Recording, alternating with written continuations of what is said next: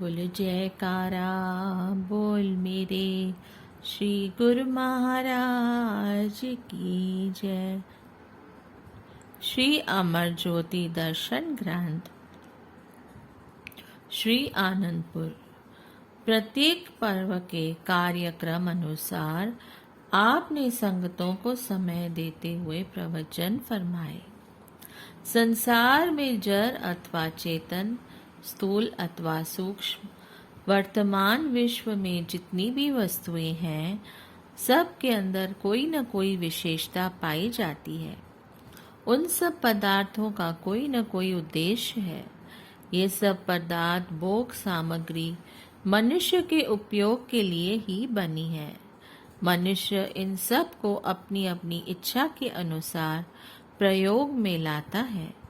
यदि जीव भोग विलास की सामग्री इकट्ठी करने में जुट जाए और केवल आमोद प्रमोद में ही सारा समय गंवा ले तो क्या लाभ हुआ। संत सैजो भाई जी वचन देते हैं, आज जगत में क्या किया, आया जगत में क्या किया। तन पाला के पेट सैजो दिन दंदे गए, रैन गई सुख लेट। ए मनुष्य, तूने जगत में आकर कौन सा कार्य किया। यदि मात्र शरीर का पालन पोषण ही किया, खाली पेट को भरने के धंधों में दिन रात गंवाता रहा और रात को आराम से सोता रहा, तो निश्चय ही तूने अपना वास्तविक काम नहीं किया। आरफों के वचन है, बनाया संवारा बहुत खुद को, लेकिन यही हासिले जिंदगी नहीं है। नजर आकबत पर भी हो कुछ न कुछ तो, कि दुनिया ने आखिर निभानी नहीं है। न इतरा जोरो मन सब पे अपने, यह जाओ हशम गैर फानी नहीं है। अजब क्या कि हो जाए कभी वाक़फ़े गम तू, दवामी तेरी शादमानी नहीं है। ऐ जीव, यदि तूने स्वादिष्ट भोजन खाकर और अति सुंदर वेशभूषा पहनकर तन बदन को सजा दिया तो क्या हुआ। स्मरण रख, जीवन का ध्येय यह नहीं है। तुझे भविष्य पर भी ध्यान रखना चाहिए, क्योंकि संसार व संसार के पदार्थ नाशवान है।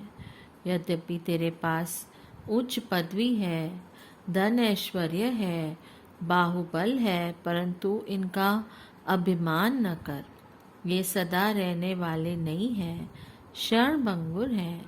अतः बुद्धिमान का कर्तव्य है कि वह विचार करे कि जीवन का उद्देश्य क्या है, ईश्वर ने इसे किस काम के लिए भेजा है। इसका उत्तर संतों से मिलता है। महापुरुष डंके की चोट पर कहते हैं कि ए जीव, मनुष्य देही प्रभु से मिलने का एक दुर्लभ अवसर है। यदि यह घड़ी हाथ से निकल गई तो पश्चाताप रह जाएगा। जैसे नहरी प्रदेशों में प्रायः देखा जाता था कि किसान लोग मिलकर अपने अपने भाग्य से पानी की वारी नियत कर लेते थे। हर किसान को अपनी वारी का ध्यान रखना होता है और वह सतर्क होकर अपनी वारी का पूरा लाभ उठाता है। अगर वह आलस्य कर जाए तो कड़ी मेहनत से की गई खेती सूख रह जाएगी और उसकी वर्ष भर की मेहनत निष्फल हो जाएगी। इसी प्रकार जीव को जो मनुष्य जन्म का अवसर प्राप्त हुआ है, यह बार बार हाथ नहीं आता। यही परमात्मा से मिलने की बारी है। इसी समय में जीव ने अपना कर्तव्य पूरा करना है। अपने परम पिता के प्रेम को प्राप्त करके सच्चे सुख का भागी बनना है। इसे प्रमाद में नहीं गुजारना। विश्व में कई प्रकार के विद्यालय और महाविद्यालय खुले हुए हैं। इसमें विज्ञान की उच्च शिक्षा, कई प्रकार की कलाओं का ज्ञान और अनेक प्रकार की पदवियां मिलती हैं, किंतु उनका उद्देश्य शारीरिक सुख तक ही सीमित है। उनसे सच्ची शांति प्राप्त होने की जगह व्याकुलता बढ़ती जा रही है। जीव को यह कौन समझाए कि सच्चा सुख केवल महापुरुषों की संगति से मिलता है। मेरे माधव जी सत्संगत मिले रे तरिए, गुरु प्रसाद परम पद पाइए, सूखे कासट हरिए। महापुरुषों की संगति से मनुष्य के सोए हुए भाग जाग उठते हैं, जिससे वह अनायास भवसागर से पार उतर जाता है। महापुरुषों की कृपा से उसे परम पद की प्राप्ति हो जाती है।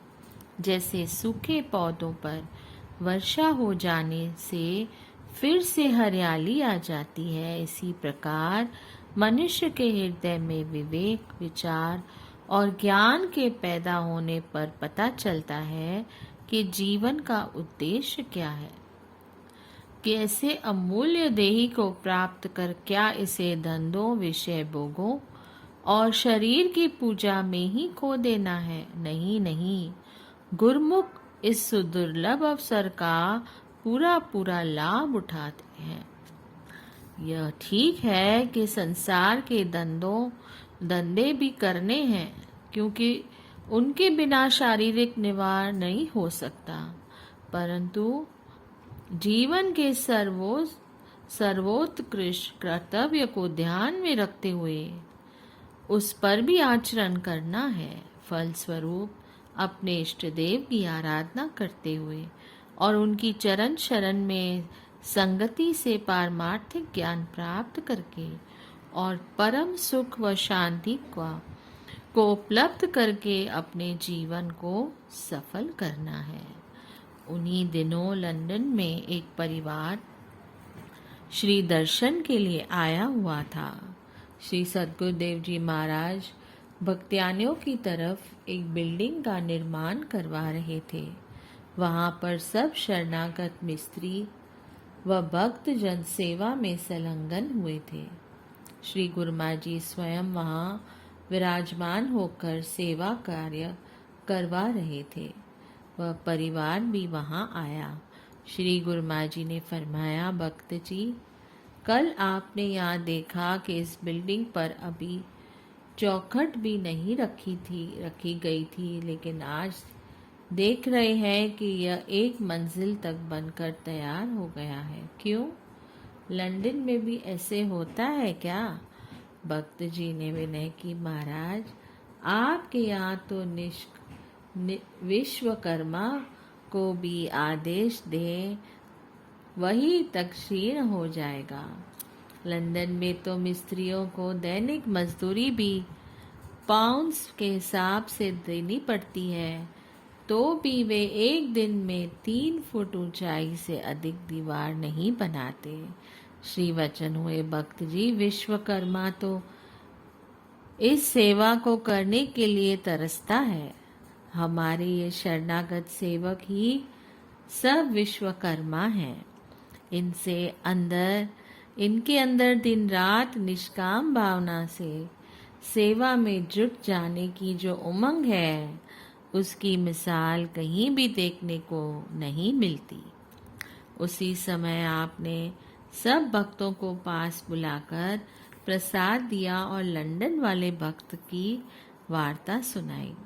सबने श्री चरणों में विनय की, यह सब आपके श्री दर्शनों की शक्ति है, जो अंतर में उत्साह बढ़ती है और हमें नाम मात्र भी थकावट नहीं होती। आपने पुण्य फरमाया। यह सेवकों का दृढ़ विश्वास और श्रद्धा की है, जो उन्हें सेवा में रत रखकर भक्ति प्रदान करती है। श्री आनंदपुर में पर्व बीत जाने के पश्चात 52 गुरुमुखों से बड़ी एक बस ललितपुर की ओर जा रही थी। दोपहर लगभग 2 बजे के करीब बस चंदेरी में से 2 किलोमीटर आगे निकली। ही थी कि उसका एक्सल टूट गया और एक गहरी खाई की तरफ जाती हुई बस अपना संतुलन खो बैठी। बस को बेकाबू हुआ देखकर सब संगत घबरा गई और श्री प्रभु जी को स्मरण करके जोर जोर से जयकारे लगाने लगी। तभी अचानक सामने एक वृक्ष के आगे पड़े एक बड़े पत्थर से टकराकर बस रुक गई, परंतु आगे का हिस्सा काफी क्षतिग्रस्त हो गया। बस की टूटी फूटी हालत को देखकर कोई अनुमान भी नहीं लगा सकता था कि इसमें बैठी हुई सभी सवारियां सुरक्षित बची होंगी। दुर्घटना स्थल से केवल 10 मीटर की ही दूरी पर 1000 फुट गहरी खाई थी। यदि बस थोड़ा सा भी आगे निकल जाती तो सवारियों सहित कुछ भी शेष न बचता। पर श्री प्रभु जी की अपार कृपा देखो कि किसी भी गुरुमुख को एक खरोंच तक भी नहीं आई। उन जिन्होंने उस समय बस की हालत देखी, उन सब के मुख से यही निकला कि यह अपने श्री गुरु माँ जी की अनंत कृपा का ही अद्भुत करिश्मा और फल है जो आज सबकी जान बची है। भक्त वत्सल प्रभु सदैव भक्तों के अंग संग रहते हैं और हर पल उनकी रक्षा में तत्पर रहते हैं। बन सच्चे रक्षक प्रतिपाल, निज भक्तों की करे संभाल। आज कभी न आने पाए, रहते सदा जो इनके ही साए। श्री आनंदपुर ट्रस्ट, धर्मार्थ चिकित्सालय, सुखपुर। श्री सद्गुरुदेव जी महाराज जी, श्री तृतीय पातशाही जी महाराज जी ने एक बार शरणागतों के सम्मुख वचन किए थे, यहाँ पर श्री आनंदपुर में पाठशाला होगी, अस्पताल बनेगा और नगर की तरह चहल पहल होगी तथा यह एक महान तीर्थ बनेगा। श्री सद्गुरुदेव जी महाराज, श्री चतुर्थ पातशाही जी की मौज भी उठी थी कि यहाँ सर्वजन हिताय एक चिकित्सालय होना चाहिए तथा उन्होंने भी श्री आनंदपुर के अधिकृत क्षेत्र चक सुखपुर के समीप इसके निर्माण के लिए संकेत भी किया था। उन्होंने दिल्ली निवासी एक गुरमुख आर्किटेक्ट रामबज कटारिया को ये वचन फरमाए कि समय आने पर श्री आनंदपुर में आपकी सेवा की आवश्यकता पड़ेगी। इसी तरह श्री सद्गुरुदेव महाराज जी, श्री चतुर्थ पातशाही जी ने भक्त हरिलाल जी जो कर्नल से पूछा कि आप कौन सा कार्य करते हैं। उन्होंने विनम्रता से कहा कि मैं फौज में कर्नल के पद पर हूँ। श्री वचन हुए कि आपने बाहर की तो बहुत लड़ाइयाँ लड़ ली, अब अपने अंतर की लड़ाई लड़ो, जिसमें मन माया एवं भक्ति दोनों के बीच में जो संग्राम है, मन को परास्त करके भक्ति को प्राप्त करो। श्री वचन सुनकर भक्त जी श्री चरणों में नतमस्तक हुए। परमार्थ पद के सिरमौर सर्वजन तैसी श्री 108 श्री सद्गुरुदेव महाराज जी, श्री पंचम पातशाही जी ने आत्मोन्नति के साथ साथ शारीरिक स्वास्थ्य नियमित रखना भी आवश्यक समझा। समय पाकर आपने एक बार मौजवश महात्मा सुख सतगुरु सेवानंद जी श्रीमान जी से कहा, हमारा विचार है कि महापुरुषों के वचन भी साकार हो और यहाँ समीप ही एक बहुत बड़ा चिकित्सालय बने। उसके लिए कोई ऐसा भक्त हो जो उस चिकित्सालय को बनाए भी और चलाए भी। श्रीमान जी ने श्री चरणों में विनय की, प्रभु चंडीगढ़ में रहने वाला एक भक्त हीरालाल है जो कर्नल के पद से रिटायर हो चुका है, उसके दिल में मानवता की सेवा के लिए भावना भरी हुई है। वह रोगियों की सेवा और गरीबों की सहायता करने के लिए जीवन समर्पण करना चाहता है। उसे यहाँ बुला लिया जाए। श्री वचन हुए, यह काम तो बना बनाया ही है। कुदरत ने उसके लिए संयोग बना दिया है। उसे यहाँ बुला लो। वह भक्त जी जब वहाँ आए तो श्री वचन हुए, भक्त जी हीरालाल नाम है तो भक्ति रूपी हीरे की कमाई करो। हम यहाँ पर एक बहुत बड़ा अस्पताल बनवा रहे हैं। हमारा ख्याल है कि आप उसका निर्माण कार्य भी करवाओ और संचालन भी करो। सबके साथ मधुर भाषण, सद्व्यवहार, विनम्रता से चलना, ताकि रोगियों के आधे दुख का निवारण तो उससे ही हो जाए। भक्त जी श्री मौज के आगे उन्होंने शीश झुका दिया। बोलिए जयकारा। बोल मेरे श्री गुरु महाराज की।